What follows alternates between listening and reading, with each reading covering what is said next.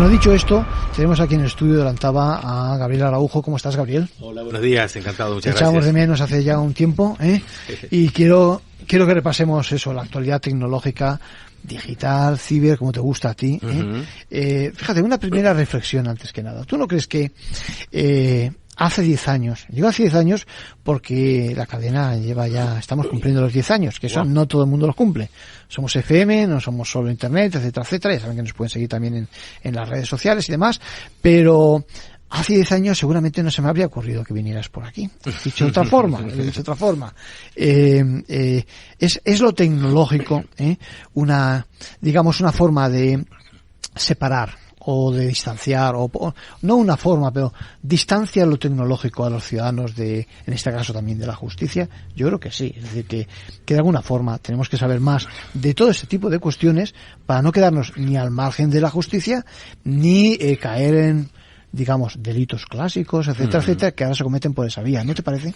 Sí, tenemos que ser conscientes que estamos viviendo unos cambios en todos los estratos de la sociedad sin precedentes. Hoy, por ejemplo, estaba leyendo un comunicado interno de los bomberos que estaban precisamente alertando a los guardias civiles de tráfico con respecto a los accidentes. Los accidentes ahora mismo con los nuevos coches eléctricos e híbridos no son los mismos que los accidentes de coche de combustión. Interesante, ¿sí? Sí, porque ha recibido una descarga un guardia civil en Almería que quedó desvanecido durante varios minutos. Entonces ha habido una circular que todavía realmente las instituciones no han tomado carta en el asunto, pero en estos grupos de WhatsApp además que me cuentan muchos bomberos y eso que soy muy amigo de ellos, están diciendo que por favor cuando hay un accidente no os acerquéis porque debido al accidente puede haber una derivación de las baterías de alto voltaje con la carrocería y puede otra vez pasar lo que ha ocurrido en Almería. Hay que cambiar los protocolos, hay que adaptarse a la nueva fórmula energética, ¿no? Exacto, quiere decir que la tecnología realmente ha cambiado todo y ahora mismo como ese peligro también con el tema de cuando se combustiona una batería de litio, que eso no lo para nadie. Eso es. Entonces hay así un poco a nivel de amigos entre bomberos, oye, no os acerquéis cuando un coche eléctrico híbrido, por favor dejar que nosotros llegamos, que ellos llegan con un multímetro y ven qué parte de la carrocería puede haber esa derivación para poder rescatar a las personas heridas, salvo que ya hay que entrar como sea, ¿no? Hay que tener más cultura también en ese terreno. Claro. Evidentemente la tecnología lo único que hace es que nos hace la vida más cómoda muchas veces, ¿no? Y nos permite alcanzar muchos hitos, pero evidentemente exige también conocimientos. Yo me imagino que como WhatsApp, que dicen que nos está escuchando, saludamos a WhatsApp si también nos está escuchando en estos momentos. ¿Qué te parece eso?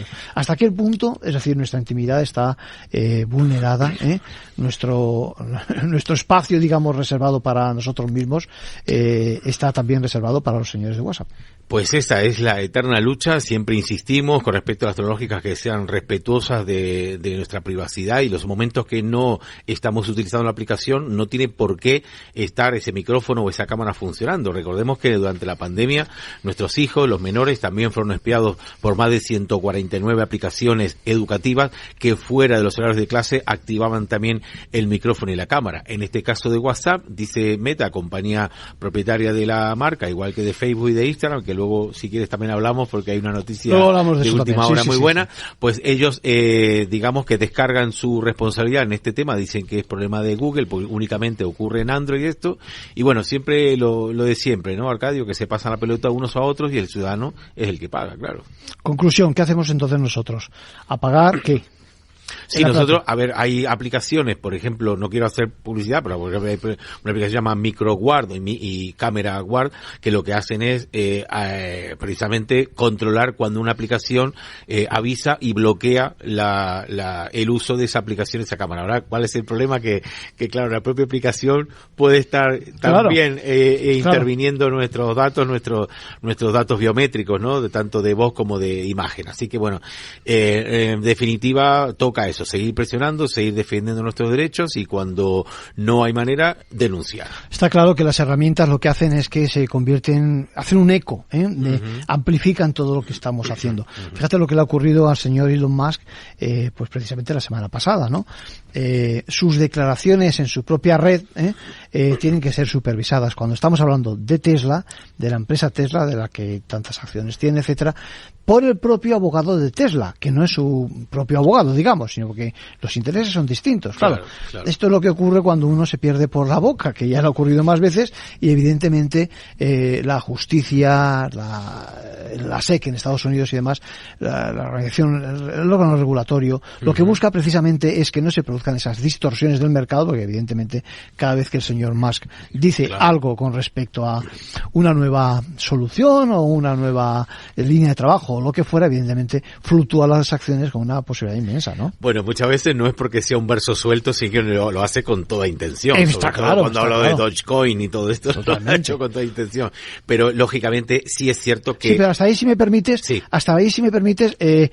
muchas veces no son empresas suyas y demás, y ahí, oye, cada uno es libre de hacerlo, evidentemente es un gurú, pero claro, el problema está cuando sabe que tiene cierto poder de dirección sobre esa empresa, ¿no? Es estar encumbrado ahí en el poder, que se ven ellos omnipotentes para hacer lo que sea. Estamos también en una campaña política, electoral, nosotros también estamos viendo también declaraciones del mismo sentido de muchos dirigentes que son muy inconvenientes, y bueno, en este caso siempre es apelar a la lógica y a la razón, y bueno, contar hasta 3 por lo menos antes de hacer una declaración. Parece mentira que no sepan contar, ¿no? Sí, claro. Oye, ¿qué te parece la inteligencia artificial? En el sector de la abogacía y en general. Me consta que tú no eres muy amigo de la inteligencia artificial. Cuéntanos. Bueno, a ver, yo utilizo la inteligencia artificial desde hace 5 años. Yo soy uno de los primeros locos que hablaba de inteligencia artificial. Como de los primeros inteligentes. Bueno, como hablamos ahora de los ordenadores cuánticos que te miran diciendo, pero ¿y este qué está diciendo? ¿No? Pues de la misma manera, ¿no? Evidentemente era una cosa que se iba a imponer, y ahora con el tema de ChatGPT es lógico que sea el tema de moda. Evidentemente sí, el sector que más está haciendo uso y provecho de esta tecnología son el sector jurídico, tanto abogados como jueces. Recuerdas que hace bastantes meses atrás hablábamos que había un proyecto liderado por Eloy Gonzalo, por el magistrado, con respecto al tema de asistirse con inteligencia artificial, y lógicamente era cuestión de tiempo que ya abogados y notarios también estén asistidos por esta cuestión. Yo no soy muy amigo por la cuestión precisamente de la privacidad. ChatGPT incumple al menos 4 preceptos de la Ley General de Protección de Datos, porque está muy difusa lo que tiene que ver con el tratamiento de estos datos, y además por el tema del sesgo. Tiene un marcado sesgo en sus opiniones, muchas de las veces, aunque dice que no opina, pero es cierto que las respuestas que da están muy sesgadas. Que orientan, evidentemente, hacia donde fuera, vamos. Sí, están muy sesgadas. Entonces, el peligro de la inteligencia artificial es que esto pueda ser, como es entrenada de acuerdo a la voluntad de la persona o de la empresa que lo haga, es cuestión de tiempo que gobiernos también orienten la inteligencia artificial y hagan aplicaciones específicamente a su conveniencia. Por tanto, siempre los que estamos insistiendo en el tema de la neutralidad ideológica a cada rato, pues no me gusta la inteligencia artificial por eso, porque todavía no está regulada ni hay garantías suficientes como para poder ser auditada públicamente y que garantice una transparencia y una imparcialidad. Lo que sucede es que en determinada franja y como asistente siempre, pues hombre, puede ayudarte, es decir, puede echarte una mano, en vez de buscar en el buscador y poner una palabra, digamos, igual te ofrece alguna solución ellos mismos. Yo lo he dicho varias veces también ante el micrófono. Es decir, algunas de las preguntas que te hace una vez que has hecho tú la pregunta y te da la respuesta, de verdad es inteligente, es decir, parece interesante. Claro, pero claro, cuestión de ahí a que nos lleve por el camino que ellos quieran, eso es una Sí, y además también depende del usuario, Claro. Recordemos que en Bélgica una inteligencia artificial indujo a suicidio a un ciudadano belga, precisamente porque estaba tan enganchado y las preguntas y respuestas que daba eran cada vez más radicales, y es cierto también que la inteligencia artificial, según se va entrenando, se va radicalizando, porque se retroalimenta de sus propias respuestas, y las propias respuestas forman parte de su entrenamiento. Así las propias respuestas que te da a ti. Efectivamente, eso forma. O sea que digamos que mi dosis de inteligencia artificial que obtengo con mi ordenador y con mi histórico es distinta de la que tú haces ante la misma situación, más o menos. Exactamente, digamos, exactamente, porque se va adaptando a cada usuario, y esto ocurre incluso con todas las redes sociales, con TikTok. Cuando salió un político de Utah, que tuve un debate el mes pasado, que decía, decía, es que TikTok sale nada más que chicas ahí haciendo bailecitos, ¿verdad? Digo, a ver, ¿dónde has estado tú? Porque usted es lo que consume, si no, yo tengo TikTok también y me sale música, clip de audio. Consumes música. Y claro, efectivamente, porque lógicamente la inteligencia artificial se va adaptando siempre al perfil del usuario. Lo que está claro, veo una noticia de hoy mismo, dice Telefónica BBVA está limitando o incluso impidiendo la utilización de esta inteligencia artificial entre sus empleados, ¿no? Claro, esta es la cuestión. Primero por el tema del sesgo. Recordemos que la ley 2023 del año pasado, del 12 de julio, la ley esta de la proscripción de la discriminación y demás, el artículo 25, creo recordar de memoria, prohibía precisamente el uso de inteligencia artificial cuando hay sesgo y hay una tendencia. En este caso, yo estaba interviniendo en otros medios y efectivamente puedo demostrar que realmente tiene un sesgo muy marcado a nivel político. Ahora mismo, incluso ChatGPT a un usuario nuevo sin entrenamiento previo, si le pides, por ejemplo, un chiste sobre la mujer, dice que no es posible, pero si se hace sobre un hombre, sí, ¿no? O sea que este es el tema, ¿no? Que hay bastante sesgo, no se cumple del todo, en efecto, la política de igualdad, la política de diversidad, etcétera. Efectivamente. Entonces, bueno, supongo que también está comprometido el tema de los datos. Recordemos que también la inteligencia artificial puede hacer un perfil exacto con respecto al usuario. Es que esto es lo que iba a decir antes, cuando me has hablado de las preguntas, el diferente camino, en las diferentes respuestas. En el fondo te está perfilando. Es decir, exactamente. Es decir, la pregunta es ¿quién te perfila? Y las preguntas son tus dudas, con lo cual puede ver cuál es tu talón de Aquiles. Esto es.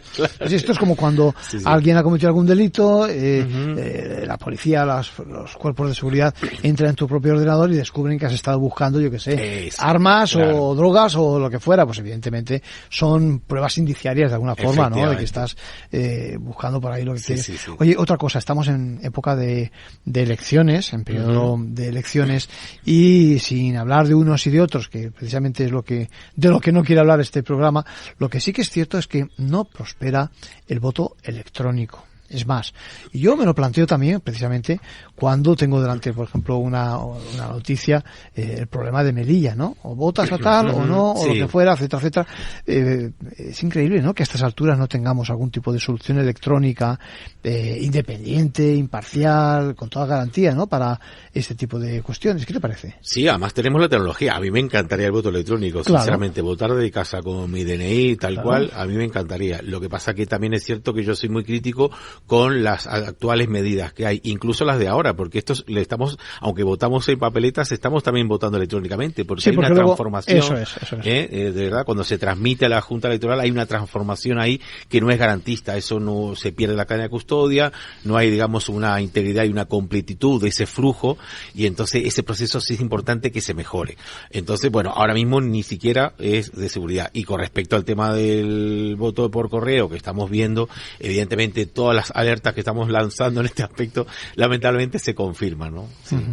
La Junta Electoral, esa es mi noticia en ese sentido, no apuesta todavía por el voto electrónico, ¿no? Que es lo que nos gustaría a algunos que se implantara. Pero se podría hacer porque es muy inclusivo, muy cómodo, se podría hacer perfectamente, garantizarse, o sea, se puede hacer perfectamente. Lo que pasa que no sé por qué no lo quieren todavía hacer. Sí, curiosamente no está dentro de ninguno de los principales peticiones y propuestas de los diferentes partidos, ¿no?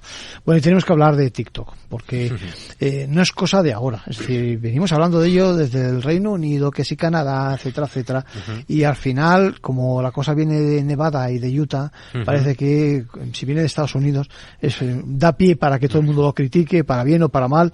Lo que sí que es cierto es que existe la tendencia, a lo mejor incipiente de alguna forma, de prohibir precisamente esta solución, ¿no? ¿Por qué? Ponnos en situación. Bueno, yo no soy de la opinión de prohibir. Siempre podemos regular y hacer que las tecnológicas cumplan con los parámetros democráticos y los que tenemos en el ordenamiento jurídico vigente. Pero de prohibir, no. En este caso, en el estado de Montana, que la semana pasada ha prohibido a partir del próximo año el uso de TikTok, pero no solamente a menores, porque Utah era para menores, era para todas las redes sociales para menores, que no creo que tampoco llegue. En el caso de Montana era absolutamente para toda la ciudadanía.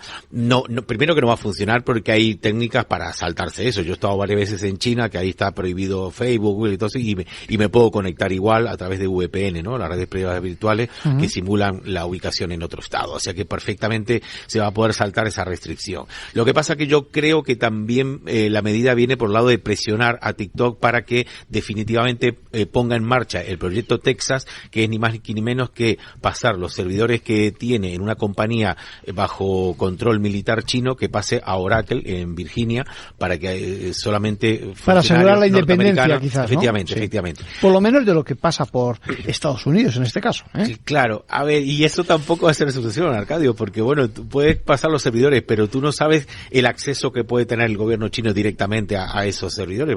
Recordemos que TikTok es propiedad de la compañía ByteDance, que es una compañía china, ¿no?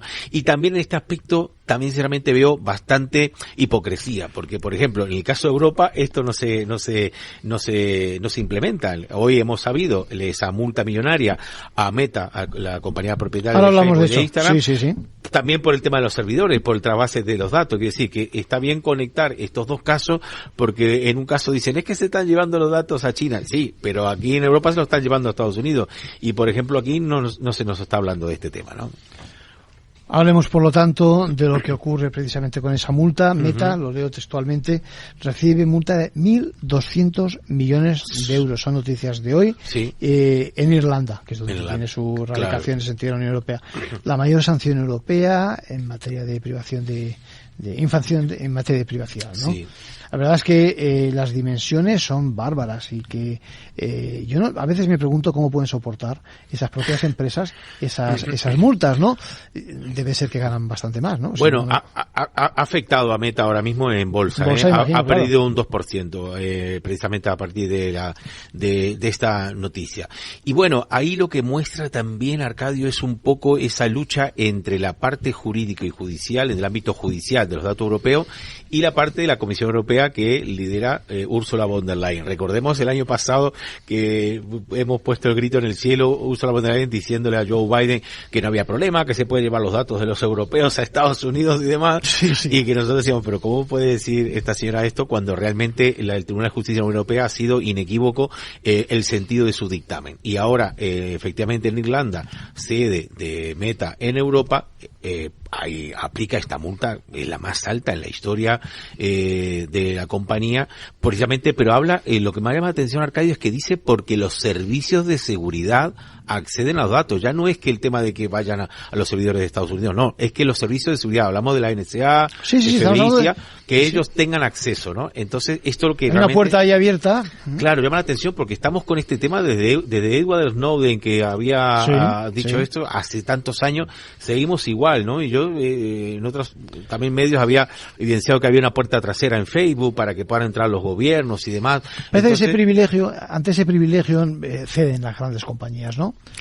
Es que están obligadas, porque claro, en las reuniones que hicieron el año pasado en la sede de CISA, precisamente para el tema de la desinformación, el comité de desinformación, lo que se ha trascendido esas conversaciones, y realmente el representante de FBI y de CISA y de DHS, del Departamento de Seguridad Nacional, obligaban a las tecnológicas a cumplir con esos cometidos de tener que transmitir a los gobiernos todos esos datos personales de los usuarios. Así que bueno, yo en principio me alegro bastante de esta medida, y lo bueno es que realmente digan, venga, se acabó, o sea, y no que paguen y digan, bueno, pagamos y seguimos, porque es lo que están haciendo casi todas las tecnologías. Es un peaje y se acabó. Claro, dice, mira, pagamos y seguimos, ¿no? Ya veremos. Mira, te quiero presentar un caso que ha tenido lugar hace un par de semanas o 3, y que yo creo que te va a sobresaltar como me sobresaltó a mí.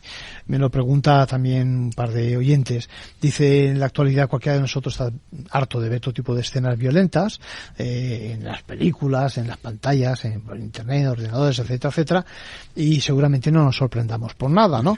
Pero acuérdate de lo que ocurrió precisamente en una emisora donde no se tuvo ni más mínimo reparo en seleccionar el contenido. Estoy hablando de un programa en concreto, ahora lo vamos a explicar, y donde, bueno, pues uno se plantea si realmente no hay un punto de connivencia para precisamente elevar el nivel de audiencia, ¿no? Con esa aportación morbosa en riguroso directo, ojo, sobre un tema muy sensible que al final se ha fallado. Consiste en la comisión de un delito, ¿no? A la vista de todos, consentido, por lo tanto, por productoras y por la cadena.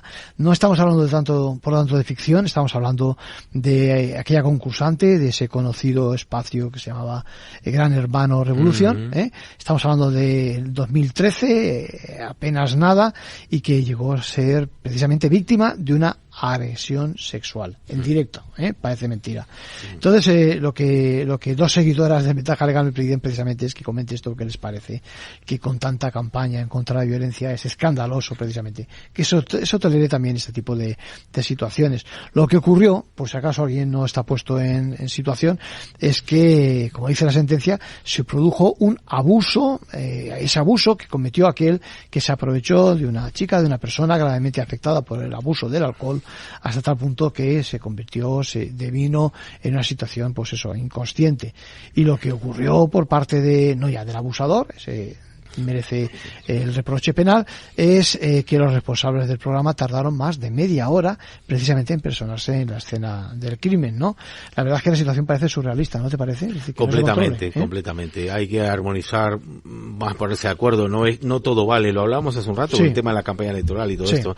No todo vale y habría que también equilibrar un poquito, porque también estamos viendo en la televisión a diario escenas de mujeres, por ejemplo, pegando patadas en los testículos a los hombres, con risas enlatadas, en un contexto de broma, cuando es una agresión brutal, con una tasa del dolor altísima que equivale a quebrarse 16 huesos, y bueno, eso no puede estar en un contexto de broma, ¿no? Y ni de aplauso, como premiando lo demás, ¿no? Entonces, hay que, sentido común, yo creo que es lo que sin falta. Sin duda, no hace falta más que eso, pero claro, nos preguntamos cuál es el papel de los medios de comunicación, precisamente, y de las redes sociales, llegado el momento, en la difusión de esas acciones, que evidentemente está claro que son delictivas, claro, al margen de la tolerancia que cualquiera pueda tener sobre cualquier tema, ¿no? En este caso, lo que ocurría es que precisamente, aparte de este comentario, lo que podemos ver es cómo cualquier espectador fue testigo de un delito, un delito que consiste en grabación, exhibición, a la víctima, en este caso, además, le exhibieron el día siguiente en una sala aislada, precisamente, sola, sin compañía, más compañía que la voz en off del que denominan súper, y sin preparación alguna de las circunstancias en las que se produjeron los hechos.